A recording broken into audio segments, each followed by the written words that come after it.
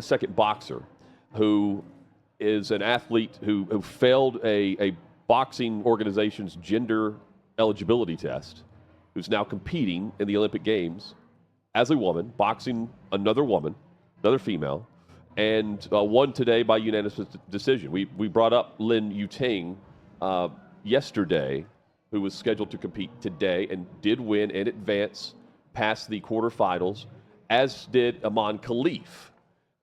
This is Khalif and Lin Yutang, who advanced past the quarterfinals after, in the 2020 Olympic Games, not making it past this round with reportedly a Y chromosome from a gender eligibility test.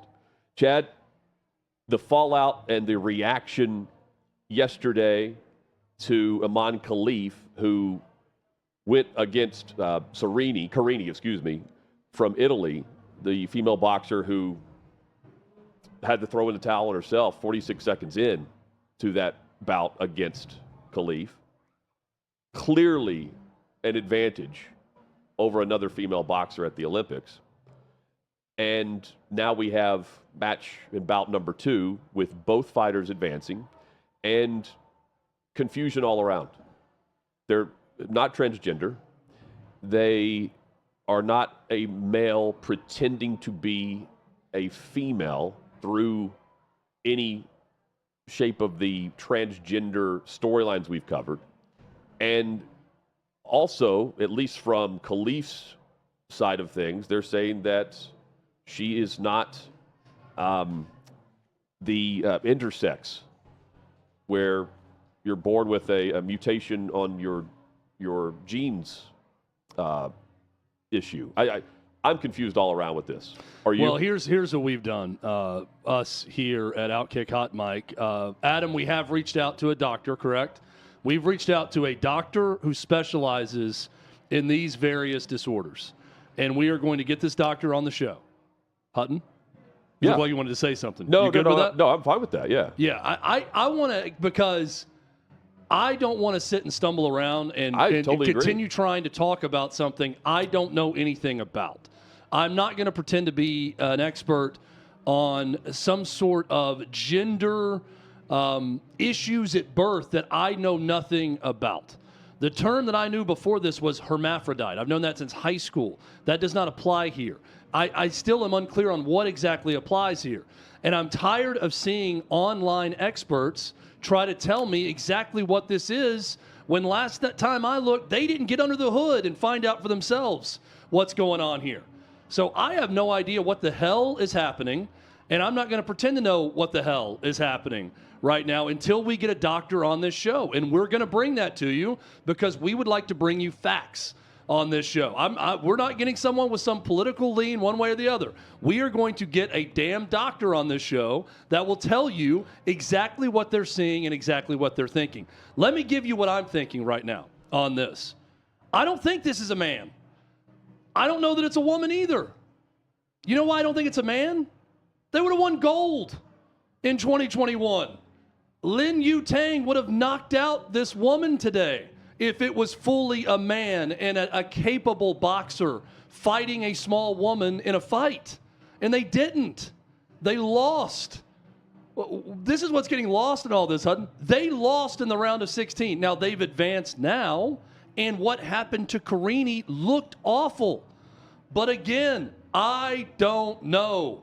It's why we're going to get a doctor on this show, and I hope our visit with a doctor goes viral and that everyone watches it and tries to figure out for themselves from an actual medical expert what is happening here. It looks bad, but I don't know. And I keep going back to this. If this was fully man, do we really think they would not have taken home gold? That it would not have been a match of gold in the gold medal match in the last Olympics? Would it not have been Aman Khalif versus Lin Yutang? It was not. And Lin Yutang today fought to the death against a full woman, went the distance, and won by decision. Did not knock her out. So we have to discuss all the facts of both of these fighters in this. And Hutton, today's result has me more confused. You know who else is confused? The Hungarian Boxing Commission. because they have filed suit against the IOC, not letting their fighter go tomorrow against Aman Khalif. They believe this is to be a man and to be unsafe. The fight against Carini looked unsafe. The fight today did not, from what I've seen of it and the fact that it went the distance. So I don't know what to think. Well, the other thing is, and well said, we can speak to a doctor. The IOC spokesperson who was asked about this directly with Aman Khalif responded by saying, well, it says female on her passport. Exactly. That is not, that's not enough here. Just because you have an M or an F to identify I sex. agree. But And hey, even when we have a doctor on issue. Hutton, it's not their doctor. Well, so they're still going to tell us about these various disorders right. Yeah, and be able to tell us what maybe they're seeing in the fights for themselves, but they're still not going to know because they have not examined these people to know one way or the other. No doubt. And that's where there's so much confusion. Well, and this is the only commission or organization, the International Boxing Association, that did not allow them to compete, to my knowledge, both of them, in the World Championships in 2023. And the framework of the IOC regarding transgender, you've got it comes down to what is the legal identity, and they're going by the passport letter. That to me is not good enough for the structure of competition in man versus woman. You see where I'm going here? Yes. So there is a huge gray area with whatever is happening here. That's the perfect way to say it. The gray area. There's a lot of gray in this story. It is black and white about transgender athletes not being allowed to compete against women. That should not be happening.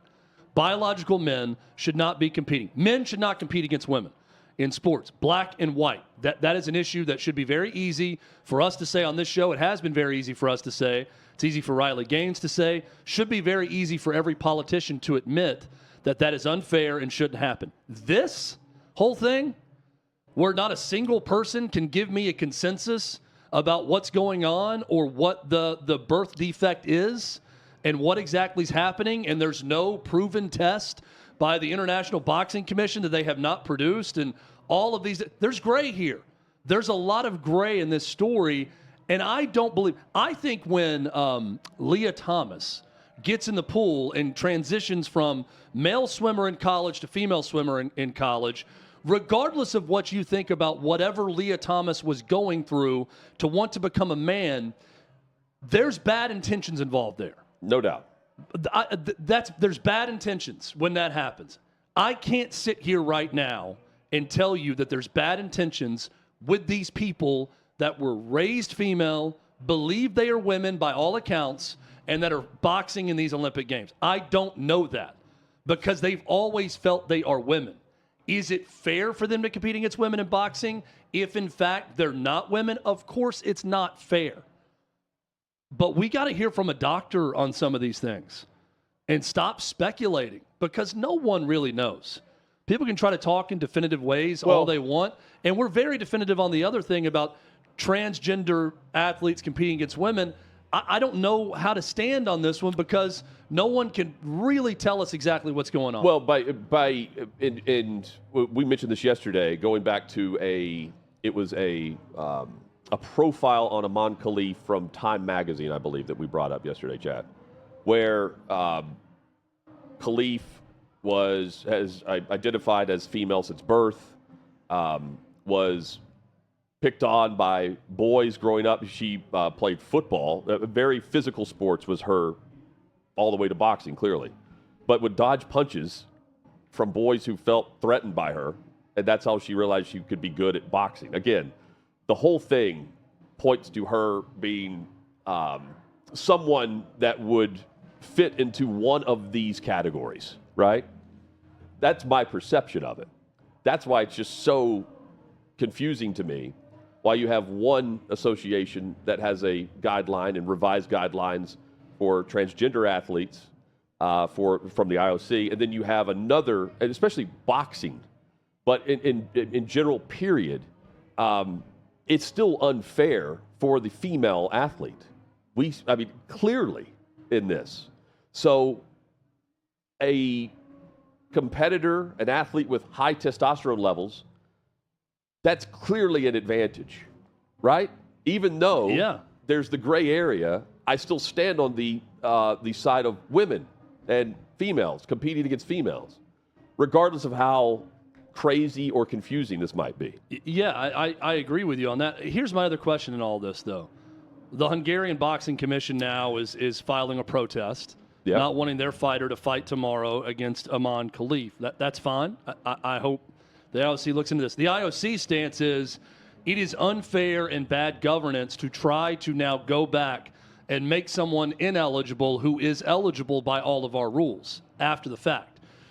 Where were all of these boxing commissions after these two fighters were ruled ineligible by this other international boxing federation? Why did they not immediately petition and say they should not be in the Olympics? Why is this now just a thing after we watched a 46-second fight where a woman got hit twice harder than she's ever been hit and she had to back out of the ring at that point? I don't – now, granted, I'm not following women's boxing. Maybe they've been complaining about this ever since, and they have been petitioning the IOC behind the scenes. I haven't heard about it. So I feel like the Hungarian Boxing Federation, everyone else, they should have been raising awareness about this going into the tournament to make sure they weren't eligible for this tournament. I mean, right? Yes. And I don't know what's been said since then. So I'm pleading ignorance. Maybe they've done all of that, but how were they allowed to fight to begin with? Well, they're allowed to fight based on the revised guidelines that the IOC put out in January. And Article 2, Paragraph 2 on this, the athlete must demonstrate that her total testosterone level in serum has been below 10-something nanometers or whatever it is. Again, not a doctor. We'll have one on. For at least 12 months prior to her first competition, with the requirement for any longer period to be based on a confidential case-by-case evaluation, considering whether or not 12 months is a sufficient length of time to minimize any advantage in women's competition. So they clearly lay out what the testosterone level must be. Then it goes down. The athlete's total testosterone level in serum must remain below 10 nanometers or whatever their milliliters of what they're measuring here throughout the period of desired eligibility to compete in the female category. So you have to remain below level 10 on this. Compliance with these conditions may be monitored by testing. In the event of noncompliance, the athlete's eligibility for female competition will be suspended for 12 months. That's the revised guidelines. And they go into all kinds of other details. But it's based on the headline of this, the title of this revision, IOC Consensus Meeting on Sex Reassignment. So that's where they were on the rules of the IOC. But in 2021, for the 2020 Games, Chad, we saw transgender weightlifters, did we not? Yeah, and this is, and look, that's great. They have their rules are for sex reassignment, which is totally different than what we're talking about now. Right. So this is someone who, by all as far accounts, as protest though, is believed to be of both. But yes, but someone who is also saying they're not. You see what I'm saying? And then others would say if you have XY chromosome at all, you're a man. Right. So. Is that chromosome the dominant one to where if it happens, regardless of what you think or what your genitals show, you are in fact a man? I think Y chromosome these are things I want to ask a doctor. But I believe Y chromosome means advantage in athletic competition. Absolutely. Period. Absolutely. So but again, we're talking about at the Olympic level now. Right. But from one thing everyone can agree on is this should have been resolved before these Olympic Games. Well, but I guess they obviously say based on our guidelines. You know who else believes that? Carini, the Italian boxer, who apologized. Today. But going back to the Hungarian, and the lawsuit, the Italian fans of Carini, through the story that came out through her coach, they were telling her not to fight. Right. So they clearly knew about this too, ahead of everything. Oh yeah. And but both of these athletes competed in the 2020 Games. Well, that question that we played aired before the fight. Right. The one about... Okay, so Carini, so they knew. Carini now is apologizing for more or less stirring things up. And I've got the apology with the fallout based on the athletes who failed the gender eligibility test. Yeah, Carini says, all this controversy makes me sad. I'm sorry for my opponent, too. If the IOC said she can fight, I respect that decision. And then said about the non-handshake. Yes. It wasn't something I intended to do. Actually, I want to apologize to her and everyone else. I was angry because my Olympics had gone up in smoke. And a competitor who, by all accounts, has never just tapped out like this, went to her corner 46 seconds in, says she couldn't continue, was not competing in an act of protest to then quit and gain attention. That's coming through the coach because, again, she was asked not to compete at all. And Riley Gaines yesterday on the show telling us, hey, she wouldn't compete. That's the only way to get the IOC attention here, is that females should not compete against anyone with a Y chromosome. But they continue to do this, like tomorrow, for instance. So now they're headed to the semis. Is that right? They're both in the semis now. Yeah. So 2 fights away from gold. I mean, look, Riley Gaines competed against Leah Thomas in the pool and didn't back away. Right. Right? So I say that because it's difficult if you train so hard to be there. Now, swimming against someone and fighting someone are very different. When you're talking about someone you believe to be male. Right. Right? Getting in the ring against someone and then swimming in a lane next to them is a very different competition. But I've asked Riley. So there's a difference between the two. I've asked Riley, though, on the show, hey, while you wouldn't, looking back on it, she said she may not compete. She may not swim against Leah Thomas. Okay. But I also pointed out to her, Chad, and you were here, had she not done that, had she actually not competed against Leah Thomas, where would the efforts in all of this be? Because she's leading all of it, right? I mean, she's on Capitol Hill. She has the tour going through the Take Back Title IX initiative. Yeah. That momentum doesn't occur if not for her competing against Leah Thomas and raising awareness about this. I had no clue that we had athletes with XY chromosomes boxing in the Olympics in 2020. No idea. But it's the 46-second example that garners attention, and rightfully so. It was a beatdown. And I say that not to criticize Riley for competing at all. I know. My point is, I would be torn on what to do. And I'm trying to put myself in the shoes of these female athletes that have worked this hard to get where they are. Yeah. And then to be asked, hey, for the greater good, we need you to step aside. We need you to not compete because we need to see a big protest in order to stop this. Because the one thing that would force a response and force action in this is if every female boxer that's left stepped aside and one by one said, we're not going to fight anyone with a Y chromosome. We're not doing it. Yeah. That's the one way to affect change. And the change would be Y chromosome not eligible.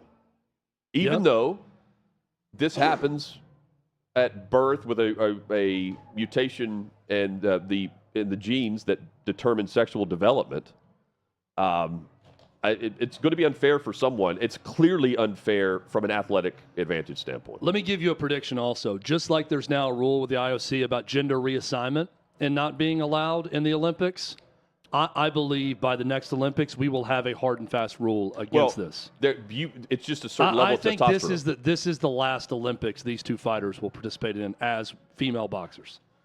I believe all this will force change. Not in this Olympics, but I think moving forward. Remember that last paragraph, Hutton, from the IOC statement? Yeah. Where they said, we've been fighting for a while for everyone to have a consensus on these rules and for every federation to come together on something. I think this is what will force that for the next Olympics. Unfortunately for these women that are still fighting, it's not going to change anything in this Olympics. Yeah, and I mean, Leah Thomas lost the legal battle to swim in the Olympics, to go from 2022 winning a national championship in swimming to not being allowed legally to, as a trans person, compete in the Olympic Games as female at the highest level of women's swimming. So maybe you're right here. I think this will be the last time. My prediction right now, based on how much bad publicity this has gotten, I think we're not going to see Iman Khalif and Lin Yutang in the 2028 games in LA unless they're competing on the men's side. of boxing. So you have social media blowing up over this. Jake Paul, who offered Carini as an undercard to join his promotion, and they'll set up a fight, a fair fight is the way he put it. But here it is. Although your dreams couldn't come true today because of the crazy agendas that are at play in our world at the moment, I would love to offer you a fight on an MVP undercard to show the world your talents on a fair platform and not against a man. Internet helped us find her. And then Riley Gaines, who joined the show yesterday. You can find that at OutKick.com/shows. Says men don't belong in women's sports. I stand with Angela Carini.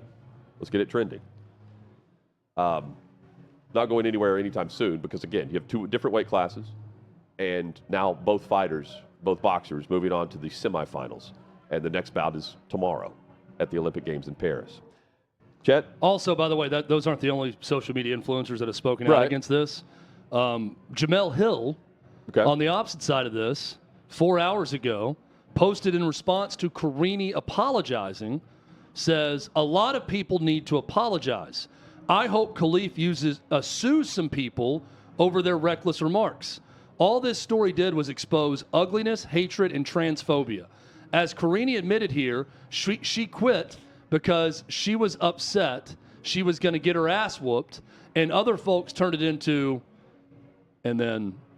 something else, is what Jamel Hill said. I hate when everything about not wanting to see men compete against women, if you have that stance, Jamel Hill and the Jamel Hills of the world come back and say, you're transphobic. This is exposing transphobia. No. And it's exposing anti-woman. A love of fairness, not wanting a man to fight a woman in the ring. Yeah. That's what it exposes. I say all that fully as someone who is still confused about some of the gray areas in the story that we're going to get to with the doctor at some point. But no, it's not transphobia that's causing this. We've long said, do what you want to do.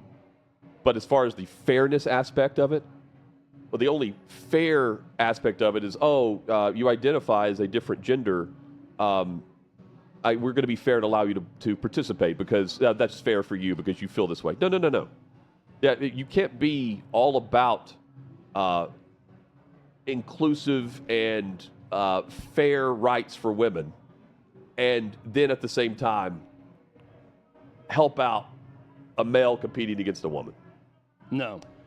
Even in the gray areas. Also, if you cannot admit, if you're asked directly, if you cannot admit that men should not compete against women in sports and men should not be invading female spaces in sport, right? I can't then have a conversation with you about anything after you refuse to admit that fact.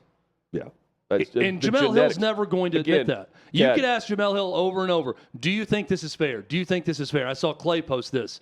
Go ahead and ask every sports media member you follow, do you think men should compete against women in sports? And see if they answer or how they answer. Right. And that tells you who you can trust, who you should be listening to.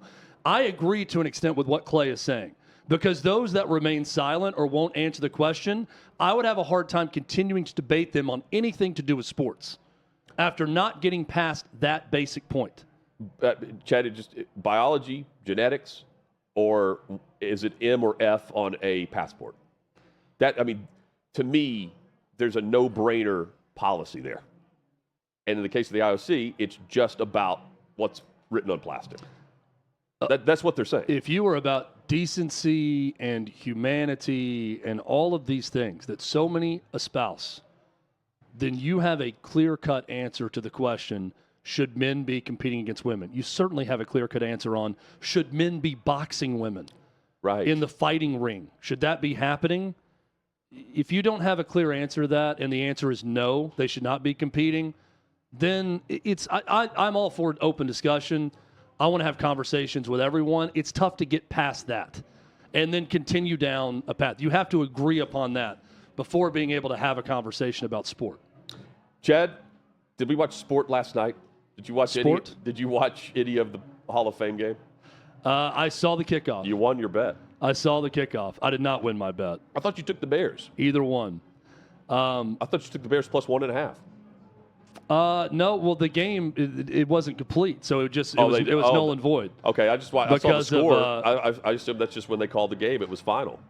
Yeah, the Bears won 21-17. They did call it, but because it didn't complete. Okay. So what I had very was unfair for you. I think I had a losing bet twice. I had the first score of the game being a Texans field goal, Yeah. which did not happen. And then I had, I think, Bears plus 1.5 Did they at miss a field goal? halftime. No, it was 7-0. Okay. I think it was 7-0 someone at one point. 7-0 Texans to start. So I missed that one, and then I missed the halftime line. Chad, I'm Caleb Williams and the Bears, they have produced a bandwagon that I didn't expect to occur this quickly, at least from the perception that I had of that team versus the way I view their roster right now. And that's without even seeing their starters play.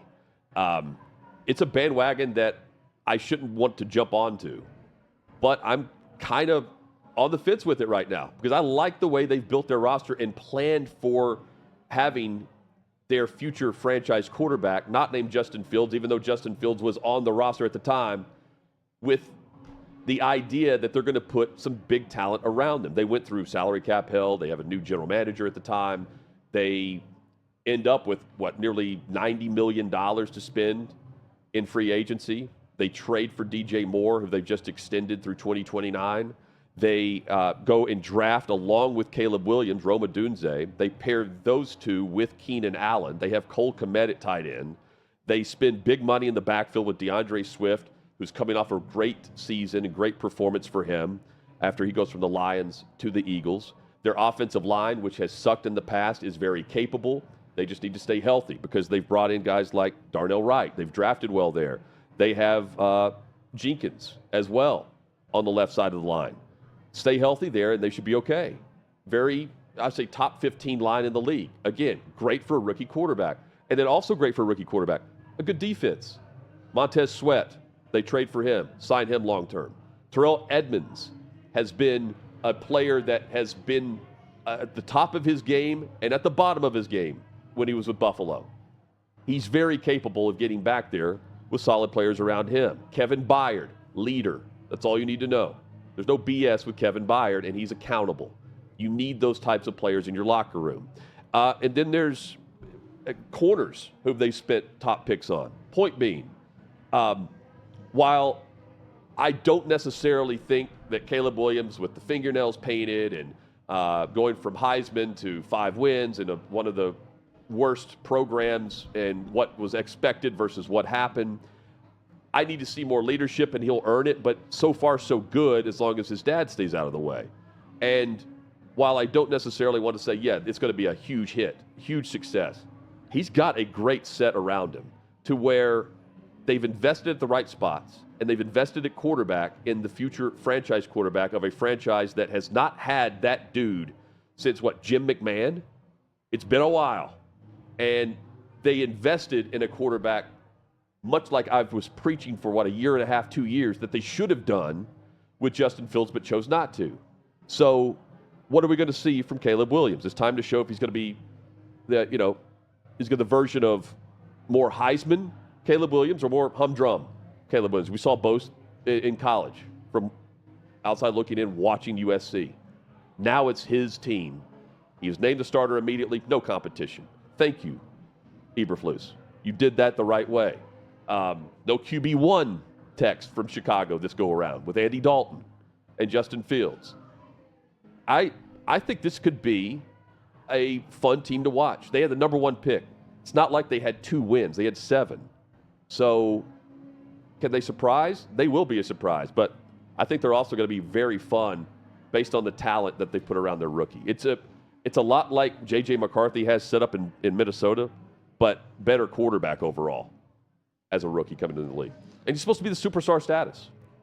It's amazing that the Bears, for the most part, since 1985, pretty much sucked. Yeah. Outside of the one run they went on with Rex Grossman where Aaron Rodgers gets hurt and they get to the Super Bowl and lose in the rain to Peyton and the Colts that year, they have been, I think you used the word humdrum to describe Caleb Williams at times with USC. They've been a humdrum organization for a very proud organization with an enormous fan base. They've mostly sucked since 1985. So I'm with you, Hutton. They've got a little bit of that 2016 Chicago There's a little Cubs juice to it. Lovable losers to them. The Bears are lovable losers. The Lions a year ago, lovable losers. America jumped on the bandwagon. I'm sensing a bit of that with the Bears. It sounds crazy I know. when you think of the Bears, but they are lovable losers right now. They haven't done much since '85. So, yeah, I'm buying into the desire to see this team and see if they can have success based off what they've built. I also agree with you that it's crazy that they seemingly built this roster into something that has a lot of potential, but they didn't build it for Justin Fields. No. Well, they were slow They were playing handcuffed early in his career, Yeah, but not in the and then duration of his career. It's like Justin Fields didn't have a chance to see the other side of that. Yeah. So Yep. I'm anxious to see how they do.